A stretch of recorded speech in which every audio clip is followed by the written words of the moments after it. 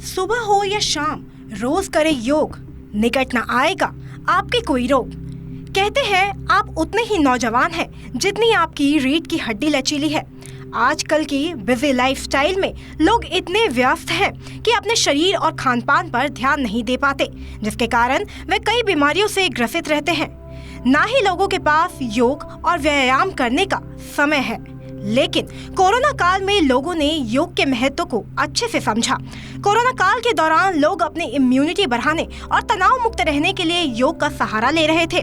आज अंतर्राष्ट्रीय योग दिवस है, तो क्या इसके फायदे हैं और योग की उत्पत्ति कैसे हुई, इस विषय पर चर्चा करेंगे। बात अगर योग की करें तो योग एक अनुशासन है। यह चित्त और वृत्तियों का निरोध है। योग वह प्रकाश है जो एक बार जला दिया जाए तो कभी कम नहीं होता। जितना अच्छा आप अभ्यास करेंगे, लौ उतनी ही उज्जवल होगी। योग का शाब्दिक अर्थ है जोड़ना, अर्थात योग शारीरिक व्यायाम, आसन, ध्यान, सांस लेने की तकनीकों और व्यायाम को जोड़ता है। योग शास्त्रों के मुताबिक योग का मानव के मस्तिष्क और शरीर के बीच वैसा संबंध है जैसे मानव का प्रकृति से है।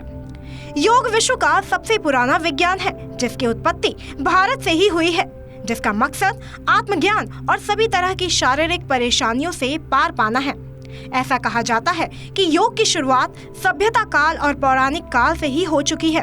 भगवान शिव का योग का सबसे पुराना और सबसे पहला गुरु माना जाता है।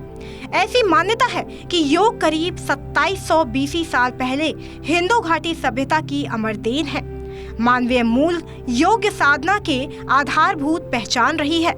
हिंदू घाटी सभ्यता की ऐसी कई प्रमाण है, जीवाश्म है, जिसमें योग साधना और उसकी मौजूदगी को दर्शाया गया है, जिसमें साफ पता चलता है कि प्राचीन भारत में भी योग मौजूद था। योग की मौजूदगी लोक संस्कृति, हिंदू घाटी सभ्यता काल, वैदिक और उपनिषद धरोहरों, बौद्ध, जैन के रीति रिवाजों और रामायण महाभारत काव्यों में भी वर्णित है।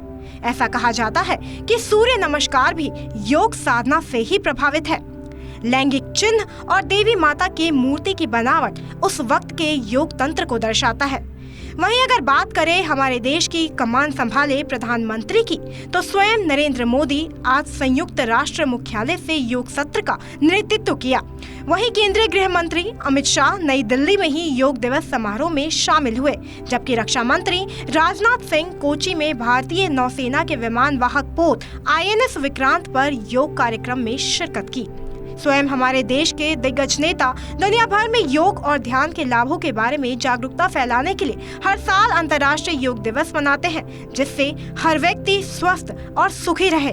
तो आप भी करें योग और रहे निरोग।